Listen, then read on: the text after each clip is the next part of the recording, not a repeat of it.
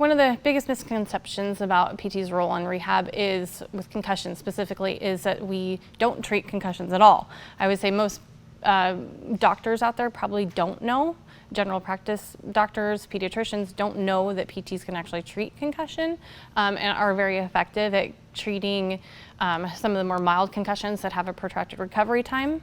So just getting the word out there, I think, is necessary. As PTs, we have the benefit of seeing these patients like 2 or 3 times a week. So the doctors will come in, maybe they'll do a screen, okay, you have a concussion, go to PT. So once we get in and do the assessment, we're able to see things a little bit more specifically as we go along our treatment plan. So if it's a problem and I need further assistance with the medical doctor or another discipline, then I will make a phone call and I will just talk to them directly and just let them know my findings. And usually, you know, it's important to have a team of people working with you and that you trust and that you know. And so if it's a referral that I'm not aware of, I'll still call them and I'll explain, I have this patient. You know, I've been in the clinic where I've had a patient referred for motor vehicle accident strain, and they have a severe concussion, and I can't do any treatment until we get the concussion symptoms under control, severe headaches, migraines. And so I call the doctor and I will explain what's happening. Is there, you know, anything we can get them for the migraines to calm that down so we can make progress? The way we work with a multidisciplinary team is to have a resource pool, so to speak. So we need to have neuropsychologists, we need to have neurooptometrists, we need to have athletic trainers, teachers and coaches all on board with this patient. These are very complicated patients and they're not simple. The phrase is used all the time, they are like snowflakes, and they truly are like snowflakes. Everyone is very different. And so we have to have an open line of communication with the neuropsychs, with the neurooptometrists, whenever we see a problem that we're not treating. So there are pathways we will see, there's 6 of them, and as PTs we can treat 4 of them. So the other ones we need assistance with. We have the benefit of an athletic trainer on our staff. So when we're talking about a sports team, we're gonna be needing to call that patient. I will send the evaluation, I will communicate what I'm seeing and when I expect them to be back into sports specific. Once I get them to sports specific training, that's when I'm gonna incorporate them more, which is usually in like kind of that 3rd stage of exertion training, once their symptoms are under control and they can handle being out in the field. Technology has immensely changed how PTs treat in the last decade, mainly because of the use of computers. They're portable. We can do group testing for baseline, pretty easy. All you need is a laptop and a mouse. We can have the ImPACT in our clinic right then and there during the evaluation if we need to. It's really, a lot of the tools are at hand, being online and on the computer, and we can spread out the results right then and there. So what it does is it speeds up everything. It gives us more objective data in the clinic quicker. So everything's about having the right pathway and the right treatment plan to get that patient better faster. Everything is getting that patient, or especially in high-level sports, getting them back to play sooner than later. So ImPACT Applications helps communicate with medical staff. It gives us concrete, objective information that we can send to the doctor and they can look at. Some of the clinicians we work with know how to read ImPACT. If not, I can always break it down and explain it to them. But it's another objective tool that we use to help determine what clinical pathway we're seeing and where to most effectively treat that patient. ImPACT Applications help speed up the recovery time by helping to break down what clinical pathway we're going to see and helps us to determine what is the best course of treatment for that patient. So in our clinic, we use post-clinical ImPACT application reports to help determine improvement markers. So it's a tool that we use as an objective data to see how much progress they're making. So whether it's, and see where the deficits are. Sometimes they'll change, sometimes one thing will be better, and one thing will be worse that wasn't there before. And so it will help us to just continue on the path and tweak treatment as needed, but it also helps us determine when they're getting improvements we're seeing to return to sport.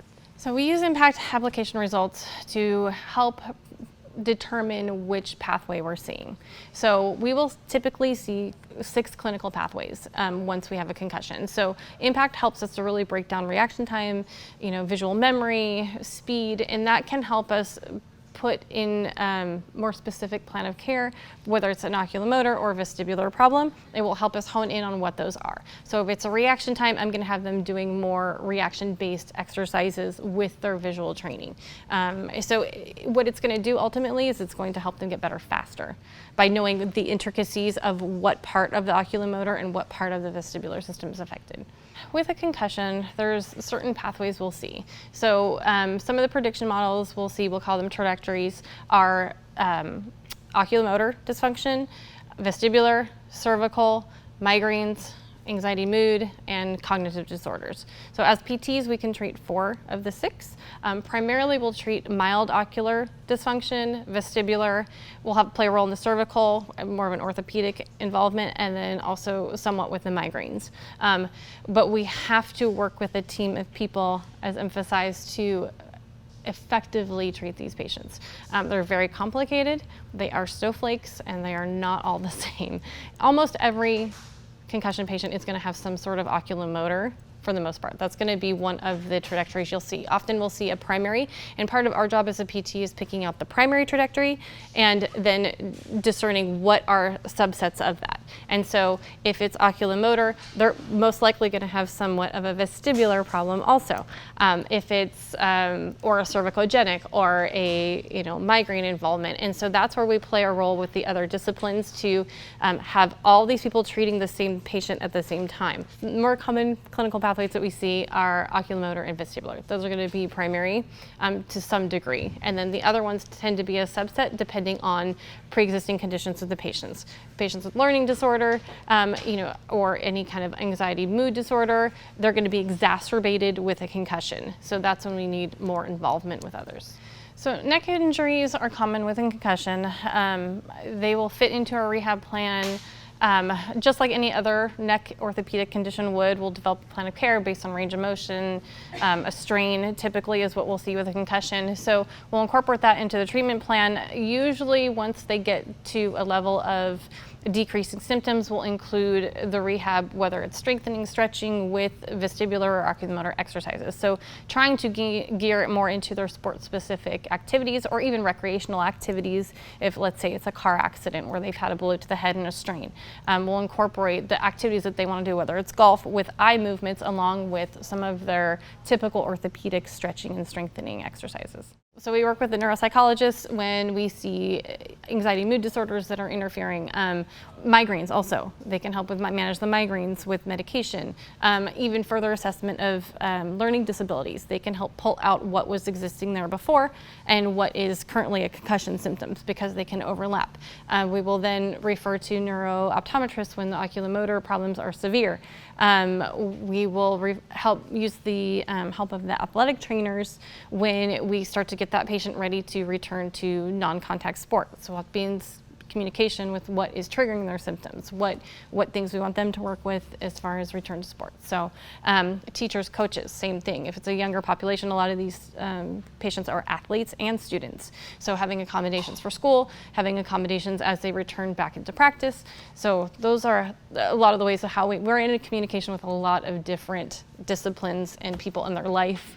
Parents, same thing. A lot of education with the parents on managing it at home. Texting can trigger symptoms. Too much TV can trigger symptoms. So using really communication with each one of these is key to getting this patient back to normal. A physical therapist can help restore balance in concussion and TBI patients by working on the vestibular system primarily.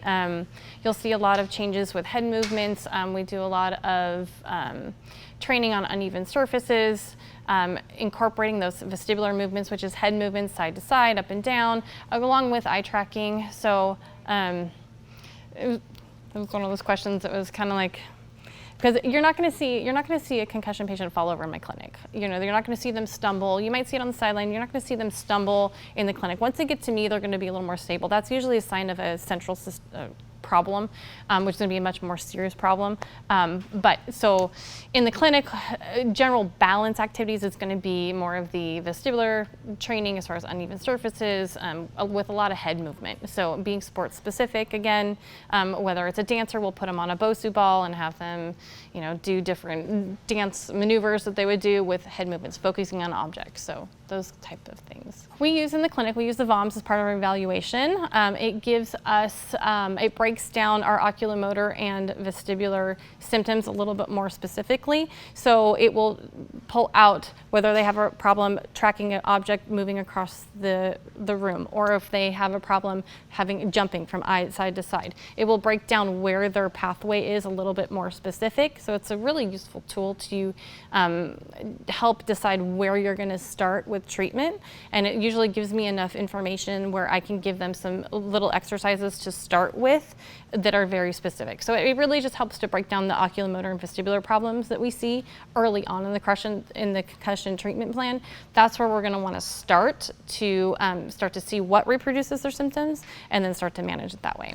So the benefits to exertion therapy after concussion are that once we get a patient fairly asymptomatic in the clinic with some of the oculomotor or vestibular exercises, we will start to begin exertion therapy. Oftentimes they'll be completely fine and asymptomatic, and they'll say, yeah, I'm ready to go back to play. So we will be incorporating exertion therapy, and sometimes once we get to that third stage, which I'll explain in a minute, they will have symptom reproduction. So the stages of exertion therapy, one will begin with light to moderate light exercise without head movements. So it's just going to be your basic walking type exercise. Then we'll move to stage 2, which is light to moderate aerobic exercise with head movement. Then stage 3, we will move into more of moderate to aggressive exertion. Stage 4 is going to be non-contact, max exertion, and then stage 5 will be return to play contact sports with max exertion. So we will try and run them in sport specific through the whole gamut as much as we can in the clinic, just to make sure we're covering, because sometimes they'll be symptom free, and at stage 3, when we start doing running, jumping, burpees, they'll start having symptoms again, and we'll know they're not 100%. In regards to the best practices for treating these concussion patients, it's really important to have a baseline. If we don't, it's okay. But if we have a baseline test with high-risk populations, it really can help determine what was there before and what we see after. So having that baseline is just going to give you a kickstart, so to speak, in their treatment plan, because now you know what you started with, and now you know what is affected specifically. If we just have a post-concussion injury neurocognitive test with the ImPACT, then we're kind of picking it up for the first time. And so we have to kind of make, I don't want to say guesses, it will tell you what is deficient, but maybe it was deficient before from a learning disability. And so it helps to have the before and after an injury with the regards to baseline testing. So again, and then after that, again, the management of their plan of care. So taking that ImPACT and again using it as an objective tool to help determine what is the within that pathway, what are the specifics within that pathway. So let's say it's an ocular problem. What are the specifics within the ocular problem? Is it trouble tracking? Is it trouble jumping? Is it trouble, or the vestibular system, same thing? Is it up and down, side to side? We can help pull out all those things or incorporate them into their treatment plan.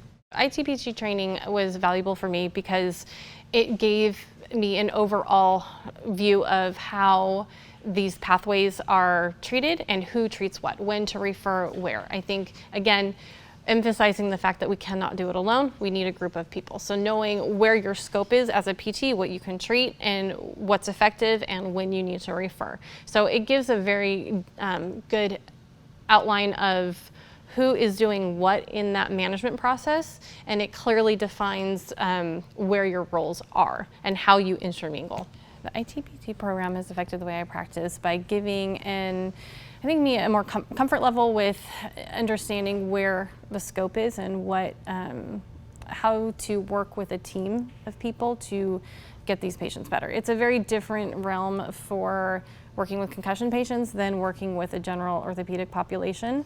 So I think it's just given me more of a comfort of knowing who plays what role, and giving more specifics about what we treat and how we treat it. I would recommend ITPT being introduced to college students for a couple reasons. One is to expose them to what PTs can treat. I think that there's probably students out there and there's clinicians I've met recently that have no idea PTs treat concussions.